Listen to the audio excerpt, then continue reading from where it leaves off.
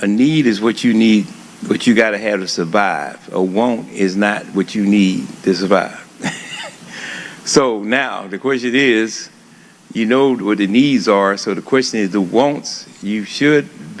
I want you to have the wants, but you may have to limit them based on what you received. And God wants us to be good stewards over the money that He has blessed us with, and that's the whole purpose of these financial Bible studies. So the main thing we're going to discuss today is discussion 1 would be track your expenses on a monthly basis. This is not really a budget class. Budget will be talked about, but I'm more about us breaking down the difference between a need and a want. Because you can put a want in your budget, but it may not need to be there because you might need to get rid of it. Discussion 2 is categorize your expenses. 3 is build a budget that matches your expenses, and then we have some more biblical scriptures in the end. But we'll start with the opening Bible scripture, Luke chapter 14, verse 28 through 30, New King James Version. For which of you intending to build a tower, and you can substitute the tower with a house or whatever, does not sit down first and count the cost. So of course, what this is saying is that before we start building something or basically or buying something, we need to understand what the cost is and how it's going to affect our cash flow, whether he has enough to finish it. Not only to finish it, to be able to afford it. So that's what this is all about. Lest after he has laid the foundation is not able to finish, all who see it begin to mock him, because now you done got started on something. Have you ever seen houses that you wonder what's going on with it? You see the foundation down and they're building it, but it seems like nothing's happening. It seems like everything stopped. And you're trying to figure out what happened, and then eventually you'll see it finish, but you never knew what happened and why did the house not finish within the 6-month period or whatever. But it could have been an issue. So you don't want to be mocked, saying this man began to build and was not able to finish. So we don't want to do that. That's why we have to plan out our expenditures, especially how can we afford the most things that most people have an issue with as far as expenditures. The average person is going to be with your rent, your mortgage, and your car, because those are going to be your big expenditures. But as you can see, if you start, but you have a lot of little stuff that adds up. Basically in the wants area. So, if you get rid of those systematically, just how many people here know that in the AT&T for cell phones has a 55 and up plan? You know that? Did you change over to it like I did? Okay. Now, if you got AT&T, you need to get it, because it's going to save you big time on your cell phone. Now, Verizon is coming out with it. T-Mobile already has it. Anybody got T-Mobile? Are y'all over 55? I know you are. I'm just messing with you. Have you switched over? You already knew about it, right? Okay. Did you save any money? Yeah. Who else in here? You know about it? Okay. And the reason why they did this because consumer cellular was really, a lot of people switching over to that. I almost went over because I'm an AARP member, and so I would have got another $10 off. But when I called them and asked them, hey, when y'all gonna have this plan, you're gonna have it. Oh, we're gonna have it. Just hold on. So I held on, because I didn't really go through the hassle of switching company. I just didn't want to do it. But it saved me a lot. It saved me probably 50% on my cell phone bill. And then I got a good deal. I got a new cell phone out of it too. So it worked out for me, because I don't switch phones but every 4 years anyway, if that. But this time I held on to this phone for like 6 years until it just wouldn't power up no more. The battery just wouldn't work. But page 2, introduction. Tracking your expenses on a regular basis can give you an accurate idea of where your money is going each month. So if you can track your expenses, and first thing to do is, and then by using a budget, you can accurately account for all the bills you need to pay each month. So what you want to do to get started, you need to list all your current expenses that you pay each month. So you got to write that down. You need to put out and then we'll talk about this as I go. You need to put out your bank statement. Now, one thing I do, I have all my bills. I don't have anything going to email. I want paper. I want paper. I want to, whether you draft it or not, or I pay it online, doesn't matter. I want you to send me a bill. If I got to pay $1 extra, that's what they're charging now. Y'all don't know if y'all know that. Some companies have said, well, if you want a paper copy, well, we're going to charge you $1. Well, fine. Charge me $1. I'd rather have it than not. Because if you get lost in your email, a lot of times you're not going to check it, because people don't check the email like they used to, except at work. And I'd rather have it sent to me, so if something happens to me, everybody would know, based on what I wrote and what's in the file. But at least they'll see it coming in. So that's just a tip. I just want to pass that on to y'all. So you need to start listing all your expenses, so you need to know what they are. And you should know what they are, of course. So let's look at the definition. So what is financial tracking? It's the continuous process of monitoring, recording, and reviewing your financial data. So it's continuous. So when you get I don't know how y'all do it. People don't balance their checkbooks anymore because people don't use checkbooks for the most part. But you got to come up with some kind of system. When you get your checking account statement, to at least look at it and see where your money's going. Because sometimes, with debit cards and stuff get drafted, everything is so seamless because you don't have to write nothing out for the most part. So that's the first thing you want to do, and I'll talk about that more. Reviewing your financial data, such as income and expenses, to gain a clear understanding of where your money is going. So your tracking is going to tell you where your money is going, and you have to use your bank statement. And if you don't get a bank statement, you might want to start asking for one.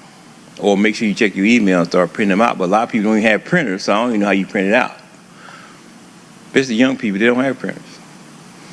I said, "Paul, you need to copy yourself." Well, I never need it. I said, well, okay.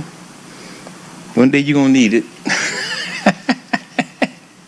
But the thing is, you want to have something in your hand, and then, of course, if they're thrown in the trash, you want to make sure that gets shredded, anything with financial data on it.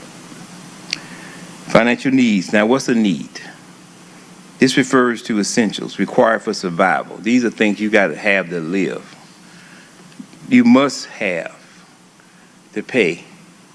And we'll break it down in the basic standard of living, such as food, housing, utilities, healthcare, transportation, and insurance. Those, even though, food is for survival, but you got to have insurance in case your house burned down or your car is wrecked, because that'll mess you up. Of course, you need transportation because that's how people get to work.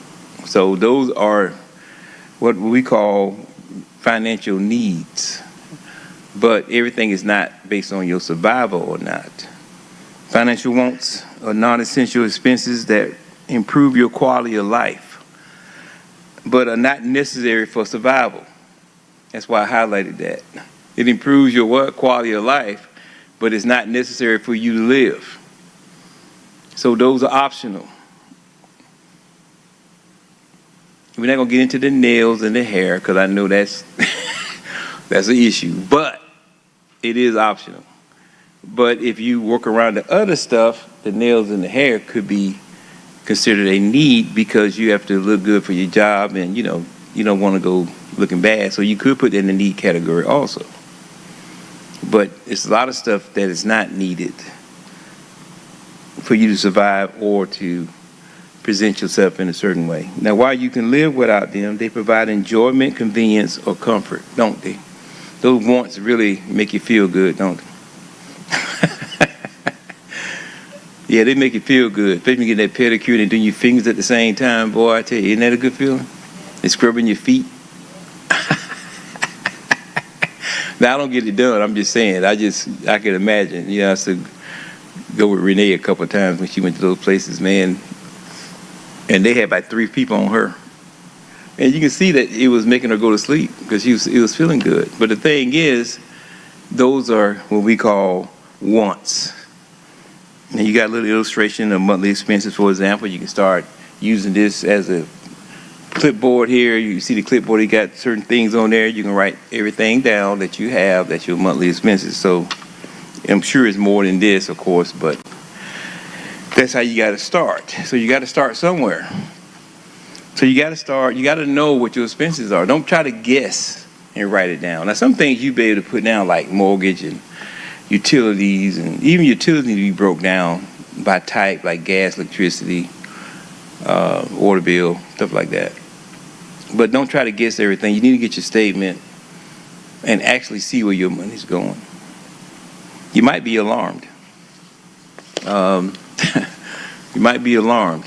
So, and don't put your head in the sand, because it's not going to help, because you got to be honest with yourself when you're doing this stuff. Page 3.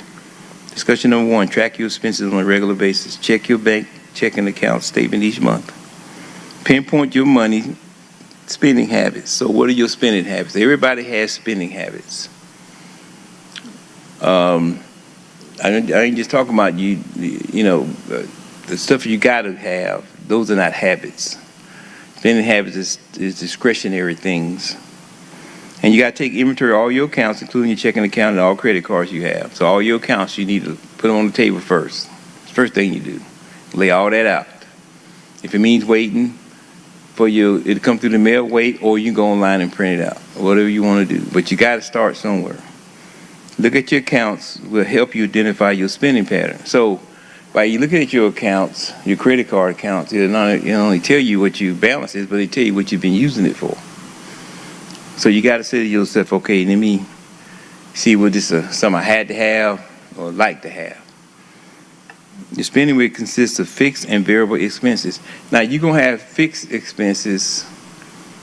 Certain things going to be fixed, like your mortgage until they raise up the escrow thing. But for the most part, it's going to be pretty set. And maybe your trash bill and stuff like that. But your water bill and your electric bill is going to be, unless you're on the budget plan, it's going to be kind of volatile. But on the budget plan, they only adjust that once a year. So you still can see what you're paying every month, for the most part, especially with your electric bill. Now, fixed expenses are less likely to change from month to month. They include mortgage, rent, utilities, insurance, and debt payments.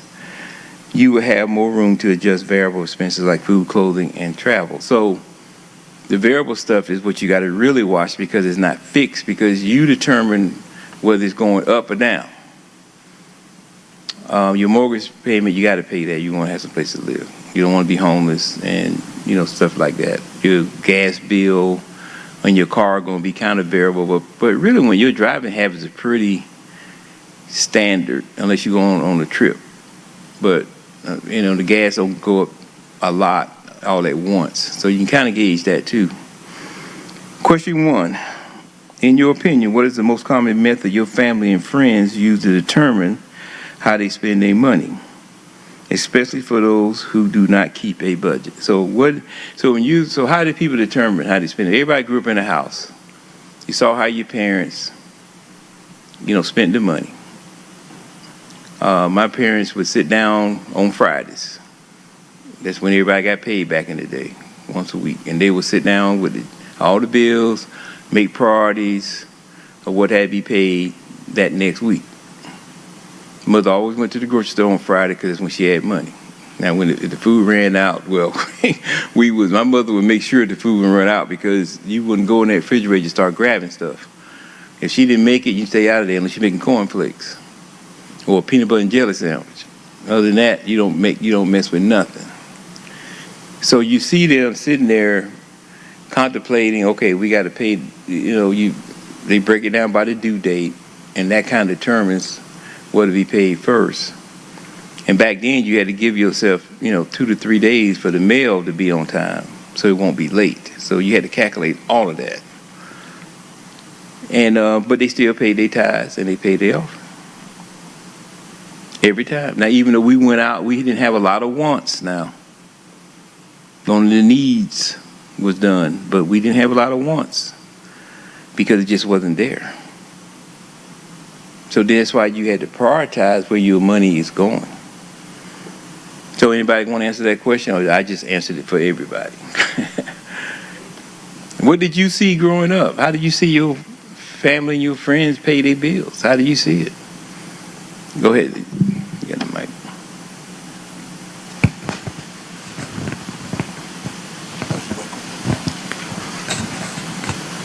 Well, I really didn't see it that much. My parents did it on their own. They didn't really let us know what was being paid or when it was being paid. All we knew, it was paid. Oh, okay. You didn't hear no talk? You weren't like me listening to what they was doing? No. I learned a lot by listening to them. Mm-hmm. But I had to learn things the hard way. Say, oh, this is when water bill is due. And my parents always paid it. But then when I was by myself, then I said, what's this in the mail? Oh, a water bill. Oh, I have to pay this. Oh, so, yeah. Yeah. So, I didn't think, I knew they paid it, but it really didn't click. It didn't click that they until they paid cut your water off. Right. So I had to learn things the hard way.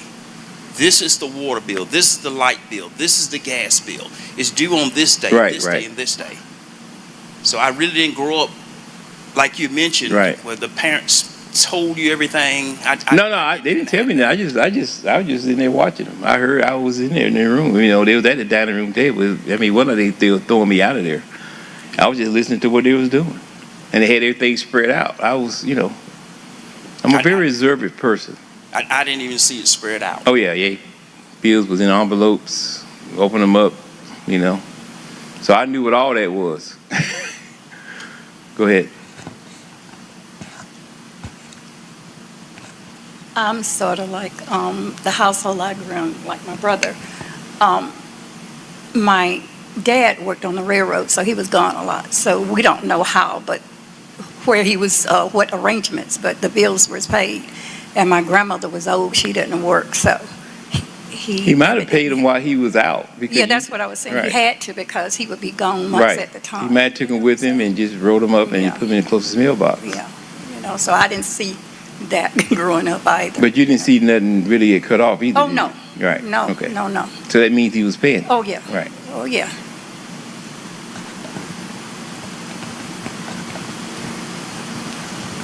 And one thing about variable expenses, you can make adjustments because they're not fixed. And a lot of them are wants.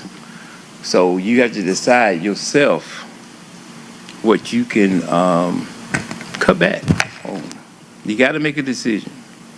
One thing I learned by my parents, they didn't try to keep up with nobody else. That's one thing they didn't do. They weren't trying to keep. They would have loved to have more, but they weren't. But see, they didn't have that mentality like some people have today. Where just because your sister or brother got it, don't mean, and your neighbor got it, don't mean that y'all have the same money. The money's not the same in a lot of cases. So you got to say to yourself, am I trying to keep myself from going bankrupt or can't pay my bills because I'm trying to keep up with another family or a sister or brother? You got to put your ego to the side on some of these things. All right, discussion number 2. Anybody got any other questions? Okay. You got to categorize your expenses. So you got to kind of put down, like this illustration say, your mortgage, your credit cards, whatever, your insurance. You got to break it down. You got to, because you don't have to even guess what your expenses are, because if you're getting the bill in the mail, you can just put it in the category. So you already know that. You don't have to guess. It is what it is. So when you get it, you just put it in a category and you write it down. And what you need to do, we'll go into this more as we go into the lesson. You got to separate the needs from the wants. And you got to categorize them just like that.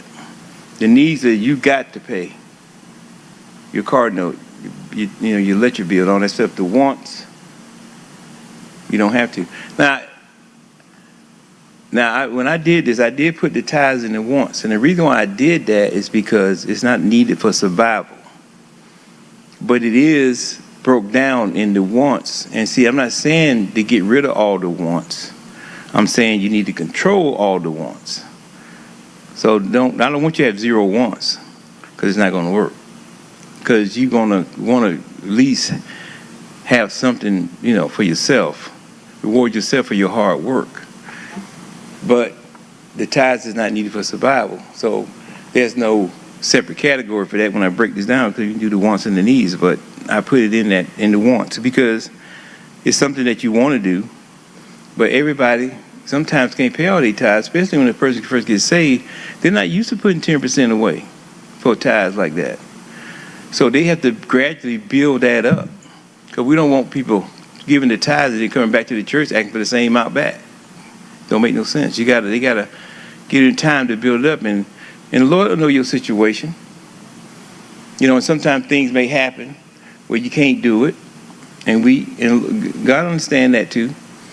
So you can't. So in that situation, you have to be flexible with those folks, especially new Christians, because they have to gradually build that up, because they may be already maxed out already. So page 4, begin by grouping your expenses in different categories. Okay, categorize your expenses will help you track how much you're spending and see where your money's going. Okay, so when you lay all your bills out, your statements from your checking account, okay, then you start writing down. Okay, and like I said, we'll break it down here in a minute. You might want to find that those impulse buying at Walmart and Target are costing you a lot. In other words, you ever notice when you stand in line, what you see? Candy, magazines, stuff that you ain't thought about buying. I'm telling you, this is me. 99% of the time, I don't go in the grocery store. I go order it online and I pick it up and put it in they bring it to my car. Because what that does, it only makes me have to think about what I got to have. I won't have no impulse buying. I won't see something that I didn't write down. And when I started doing that, I didn't do it on purpose, because I did it mainly for COVID. But when I noticed when I started doing that, my grocery bill went down. Now I go in stores for periodically if certain things I need, and it's quicker to go in there and get it than to go in there and order something and then have to wait for them to come out 5-10 minutes. I can just go and get it and get out of there. It depends on what it is. But for the most part, that's what I do. Or I have it delivered. You got to pay a little extra for that, but sometimes you don't feel like going or things are tight.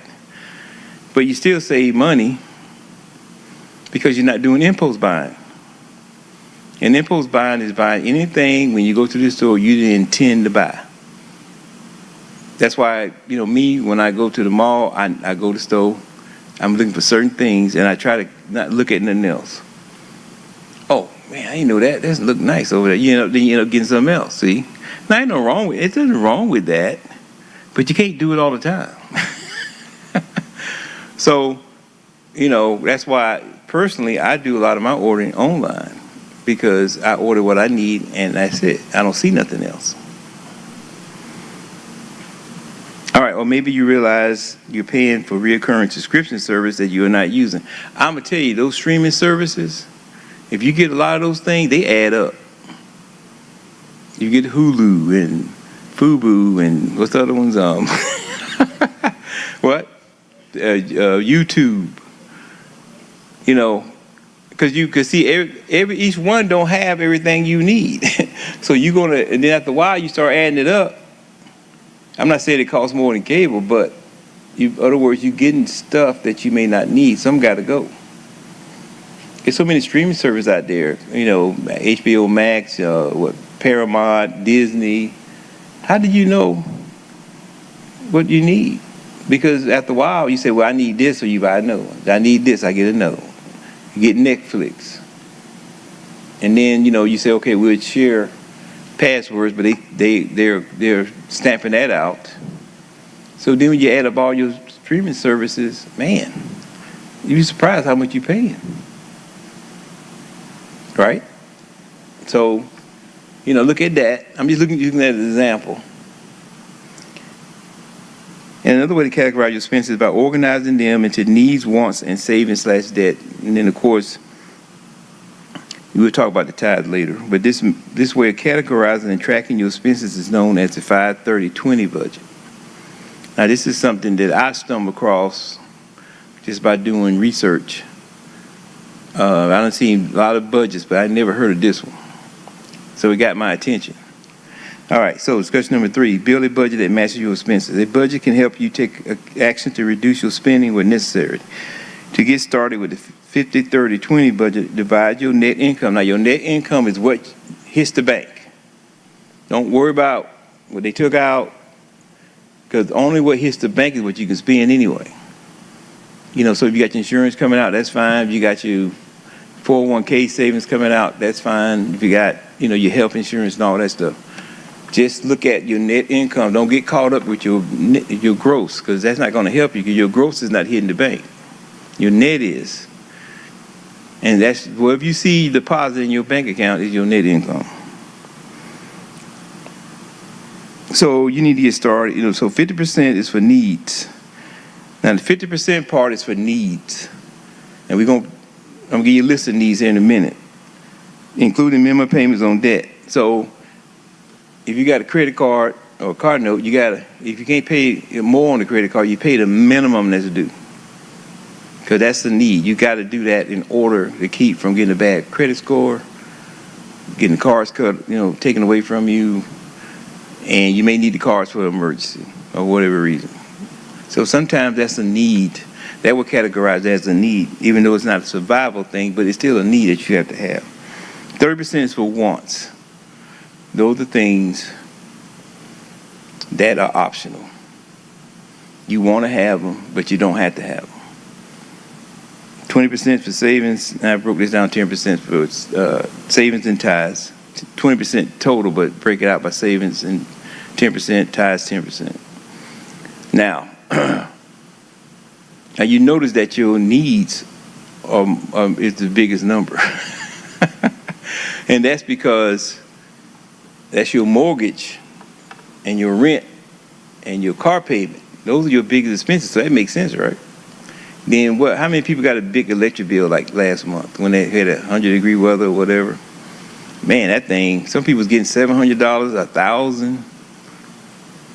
Man, and see, that's mess you up. That's why we try to get people to try to be on the budget plan, but sometimes you can't do it. Depends on, you know, how your credit is and all that stuff.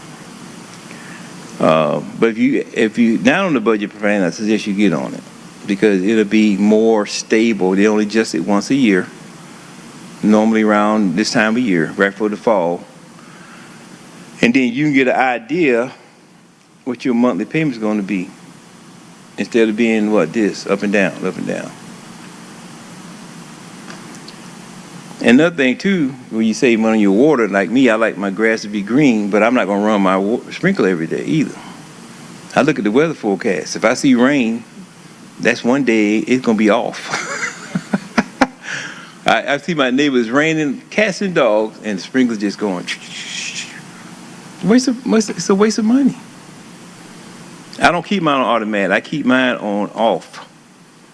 Then I cut it on based on what I see as far as the forecast.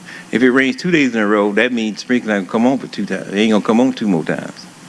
I count that as 1 time a piece, and the grass still stay green. So why you gonna pay all that money when you don't have to?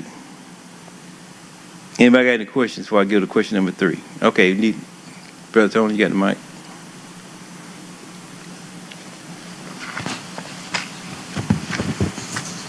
Brother Nate. Y'all make sure I put it up close so people on Facebook can hear you.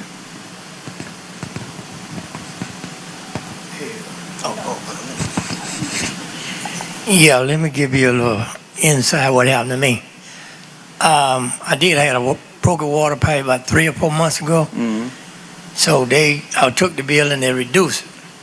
For the last 2 months, they gave me the same bill again, $71, when my bill should have been $45. Right. So I called down there and said, well, they short of help, and so they guessing it. So I said, bring your bill in next month. So I brought it in this month. It was the same thing. So they told me to take a picture of the meter, and I did. I took it down there. The man underestimated me about another 1,000 gallons I ain't used. So y'all watch your meter and watch your bill. Well, we had a problem here at the church last month with that. Brother Prophet was cutting the grass, and he saw water coming out. And So we got the bill not too long ago, it was $1,000. So you had to go down there and tell them, because they were talking about cutting it off before the funeral. And see, so you had to go down there and you had to pay on something until they got it straight, like you did. But it may not be straight. We had to see next month. It was their fault. It wasn't the church's fault. It was their fault. And so you got to pay a minimum on it so they won't cut it off. But at the same time, you're not going to pay $1,000 when you know you ain't supposed to. So, but you got to watch stuff like that, because, like you said, with the people not having enough staff, they'll come cut your stuff off in a minute. So that's something that we have to monitor. And we had the same situation. Same situation. Question number 3, why save? Just spend all you can make. Just don't worry about it. Just spend it all. Just take everything you make. What are you saving for? You don't need to save. What you saving for? Just take it all. Just spend what you want. Just go crazy. God will make a way. See? That's that foolish faith, I call it. No matter what you do, God going to make a way. True or false? God is not going to write your checkbook bills. He ain't going to swipe your debit card. If you go out there and spend all your money, it's your fault. And see, the thing is, God, you want to ask God to give you wisdom so you won't do that. See, that's what you want to ask for. Because once he gives you wisdom, you won't even think that way anymore. So is it, do we want to say yes? Anybody want to say no? I mean, you can say no. But the thing is, if you do say no, explain your answer. Or if you say yes, explain your answer. I guess I explained the answer. But you want to put money to the side. That's one thing I say about my mother. See, my dad and my mother, they took a responsibility of different things. Like my dad, he made sure all the bills was paid, checkbook was balanced, all that stuff. But my mother was the saver.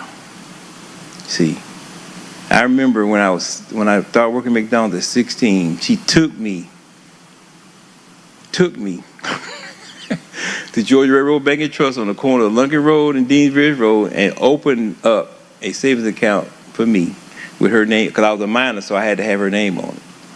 So she said, every time you get paid, you're going to do 2 things before you spend your money. You're going to pay your tithes, and you're going to save at least 10% of what you get. And back then, when you got a check, you had to go to the bank anyway to cash it, right? And you need to have an account with them, because you go to another bank, they'll charge you a fee. So what I would do, and they give you cash, so I would automatically write the savings slip right there and just did it in one transaction. And then, of course, I would go pay my tithes at church. And I tell people that no matter what you make, you can do it as long as you keep a budget. And, back then, I was only making like $2.50, $3 an hour. So it wasn't like I was making a lot of money. It was only part-time, 20 hours a week. And then I helped my parents out, too, because at that time, my dad was evangelist. So money was tight. So I would give my mother some of my money so she can buy food or whatever to help out. Because when you watch them all those years do that, and then you hear them talking about, how money is tight because, he quit his job and he went out and evangelized, you hear that stuff.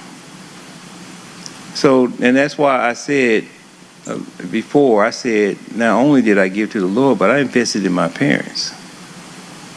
And I invested in my mother the whole time I was in the military. She got money every month from me. And the thing is, did she need it? No, not necessarily. But it was something I wanted to do. And I gave money to this church when I wasn't here either. I didn't have to do that, but I did it anyway. My father, if he was here today, he'll tell you that. So the thing is, but see, this is where I know how God blessed, because he saw what we was doing. And see, that's what was unexpected things happen, those promotions, those things that you didn't ask for come about because he saw your discipline and why you did certain things with your money. So I go back to all of that time and think about all the stuff that was done and how it added up to where I am today. Now, some people say, well, I can't do that. I say, well, you can do people do what they want to do. I know that for a fact. So, anybody want to tell me why they don't want to save? Okay, nobody wants to do that. Anybody got any questions? If we go to page 5. Pastor Brian, I got a comment. I got a comment and a question. My dad, he passed when I was 16 years old. And I remember when he was in the Army, we would kind of struggle because he would get paid once a month. And the first 2 weeks would be good, and we go into the store and buying stuff. Then the last 2 weeks, he's on us about the water and, just cutting off on the electricity because my mom wasn't working. He wouldn't get another check until the top of the month. But when he passed away. Did he work part-time? Sir? Did he work part-time? Yeah, he did work part-time. Okay. Sometimes I know a lot of military families, what they do, the wife stay home with the kids, and then the military man or woman would work kind of part-time to kind of make ends meet. Right.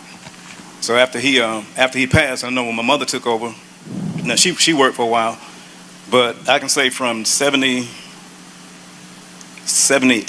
well he passed in 76, so from 76 to this day, and she's 90, we never had anything cut off, she never missed a bill, never had a late payment, and her philosophy is do what you have to do so you can do what you want to do. So, right. I never forget we lived in Butler, Manor, and she bought a Volvo, and we got it. They picked on us because she bought a Volvo, but just, how can y'all afford a Volvo? But she was just so strict with her payments and making sure she never spent outside of her money, outside of her budget. So she was able to get she kind of taught us how you still have to treat yourself, but she would always make sure everything is paid. She'd make sure she had money in the bank, and even to this day now she'll say, well, I already got things taken care of, and but she still lives off of a certain budget. If you borrow, I remember I had to borrow $500 from her. I had to sign a contract and say when I was going to pay it, and if you didn't pay it, she's going to ring that phone, she's going to charge you interest, and she just handled everything like a bank. But she was her own bank. Yeah, she was. But the question I have for you is when it comes to wants and needs, when was the last time that you just bought something just because you could? I'm just treating myself. I'm trying to think. If that's not too personal. No, it's like, I bought my last suit. That was a want. That wasn't a need. I saw the suit, and I liked the color. As a matter of fact, I wore it last Sunday. I don't know if y'all saw it, that plum-looking suit. And Pastor Brian, I may get in trouble for this, but the young kids, some of the young kids, they used to call you Thurston Howell III. I don't know if you know that or not. No, I didn't know that. I hope I didn't look like. I get the implied statement. But the thing is, I didn't need a suit, but I saw that color, and I had to have it. Now, was I looking for that color? No. But I had to have it. So that was the last impulse thing I did. I got a lot of compliments about that suit on Sunday, too, at Gus Deliverance, too. So apparently I made a good choice.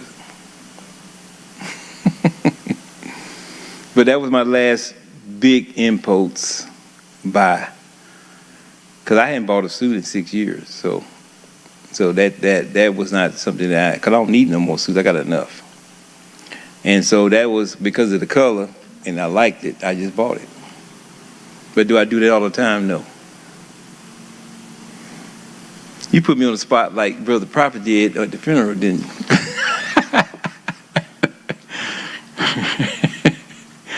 All right, so on page 5, we're talking about sorting expenses into needs and wants can help you organize your budget and prioritize spending, especially if you need to cut costs to make room for savings or debt payments or to be able to pay your tithes, which I didn't put in there, but I will break that down later. Needs. Now, this is based on the 50-30-20 plan. Now, your needs is going to probably be about half of what you take up, half of what you have coming in. That's your housing, your transportation, your car payment, your gas, your maintenance, your auto insurance, someplace where you live, you'd be catching the train or the subway, health care, life insurance, utilities, groceries, child care, and minimum payment on debt. So you got to pay the minimum payment on your debt, credit cards, or whatever you owe, even though it's not there for survival, but it's a need that you got to have so it won't affect your FICO score or your credit score, or the fact that, you got bad student loans, you get student loans, and they can come after you too if you don't pay your bills. So you wanted that's considered a need. Now, it could have been something else I could have put in here, but I couldn't think of nothing else off the top of my head. But anything else you feel was a need, you can plug that in yourself. You got to have it. It's no option. You got to pay it. That's what a need is. Now, your wants, and these expenses. Now, you got any questions about needs? Anybody? Okay. These expenses, wants, are called discretionary expenses. You don't have to have it. It's discretionary. It means it's at your discretion. It's your choice. It may be hard to account for it in the budget, but as they don't always come with a set monthly fee. Because, see, a lot of these wants, it's not like you get your mortgage and your other stuff, you kind of know what that is, but the wants and stuff you spending sporadically, and you don't have it really in the category because you're just going out there, and just going willy-nilly and just swiping that debit card like you got plenty of money on it. So you got to watch those wants because they're hard to categorize because they're variable.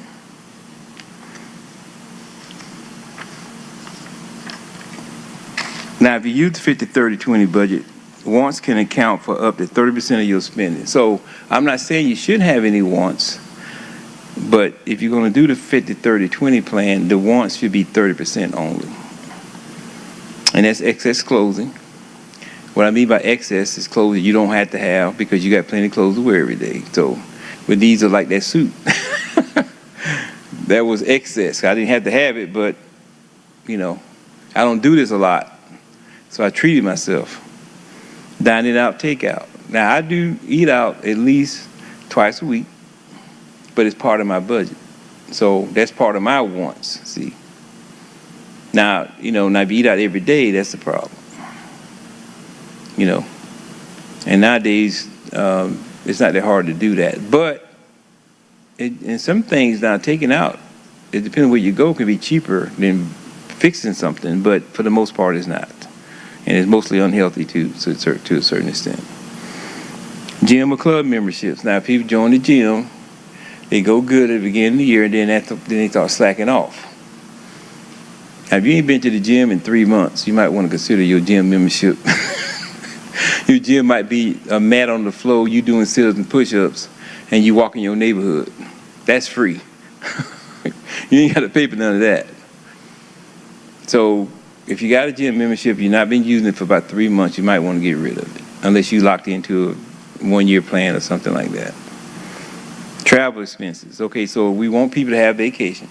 We want people to enjoy themselves, so we know that. But that's a want, because you don't have to travel, do you? When I was growing up, we didn't go on vacation. You know why? We couldn't afford it. We didn't go on no vacation. I can't remember. Only vacation I can remember we went to, if you want to call it that, if we went to Atlanta to watch the Braves. That was it. And that was during the week because it was cheaper. And you get better seats. So the thing is, we didn't go on vacation. I didn't know what a vacation was. My parents couldn't afford it. That was a want that they did not do. I know I may not be the only one in here, but, we just didn't go on vacation. Because things got tight. When you got a dad that's on the road trying to preach the gospel, vacations was put to the side. Now my sisters and brother, younger sister and brother, now he went on vacation because by that time my father had a church established. My mother was still working, and so they went on vacation, but we didn't go. But I didn't deny myself as a grown person because I had the money to do it. But they just the way things were back then. Everybody's looking at their cable bill now and trying to decide, okay, I don't want this cable bill because it's too much, except for the internet. Most people keep that. But then you got to look at the streaming service you're using, and you got to get a internet-ready TV too. So then the question is, how much are you saving versus you spending for the new subscriptions? Home decor and furniture. Now, if you got furniture in every room in your house, the question is, do you need to keep buying stuff? Now, in my household, I wouldn't dare say that, because Renee didn't want to hear it. She's going to buy stuff for the house. So I had to put that in the budget. That was a want. If she saw something, she's going to get it. Now, saving the debt repayment, tithes would fall in here 20%. You got 10% for tithes, 10% for savings. That savings could be broke down between the savings account, your 401k at work, or whatever you want to do. Or your IRA if you don't have a 401k plan. Discussion 4, biblical scriptures. More biblical scriptures. Proverbs 21:5, New King James Version. The plan of the diligent leads surely to plenty, but those of everyone who is hasty surely to what? Poverty. In other words, you're broke. Proverbs 21:20, Amplified Bible. These there are precious treasures and oil in the dwelling of the wise. In other words, the people that are wise with their money, has the wisdom, they always have enough to pay everything. They save, to pay their tithes, do all because they use wisdom to make those determinations. But a self-confident, foolish man swallows it up and wastes it up. Summary. Getting control over your money is based on a lifestyle. It takes a good amount of self-discipline to save money, pay tithes, and reduce debt. It's not only just a question of making more money, it's learning how to take control of the money you already earn. Remember, this is my statement, your faith plus your financial wisdom plus your financial stewardship equals your prosperity. Anybody got any more questions? Go ahead. Got food on the table. If y'all want to get something before you go. Credit card versus a debit card. Yeah, he's trying to get you the mic. Oh, I'm sorry. Okay. A credit card versus a debit card. Now, me personally, I use a debit card because the money comes out automatically. It does. Time you use it, it comes right out of your account. Where a credit card is a buy now, pay later. And if you don't pay it off by the end of the month, you're going to pay interest. Right. Exactly right. You described it just as what it is. Now, unless you got one of those credit cards, don't charge interest for 30 days, because I got one of those. So if you pay it off within 30 days, you don't pay no interest. But if you wait, if you carry a balance, you're going to pay interest. So, but a debit card is dangerous because 2 reasons. 1, it's easy to use. Could use that more than anything. And 2, it comes right out of your checking account. And you be able to swiping it, and you ain't got no what you call a what do you call it when your money run out of your checking account? You got a draft. I mean, if you don't have the overdraft, then you can be sitting there be embarrassed. So you always can keep your credit card too, just in case that happens, because some things do go wrong. Anybody got other questions? Did we learn anything tonight? Hope so. All right, well, it's time to eat. We're gonna go ahead and take up a little offering, and we'll pray out, and then y'all can get some food on the table.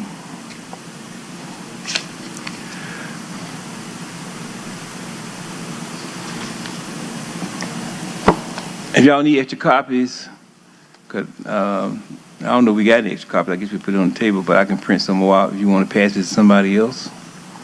Or you can go to Home Depot, Staples, or go to your copier at home on your printer and print it out. I'm sure y'all know somebody that needs help in these areas.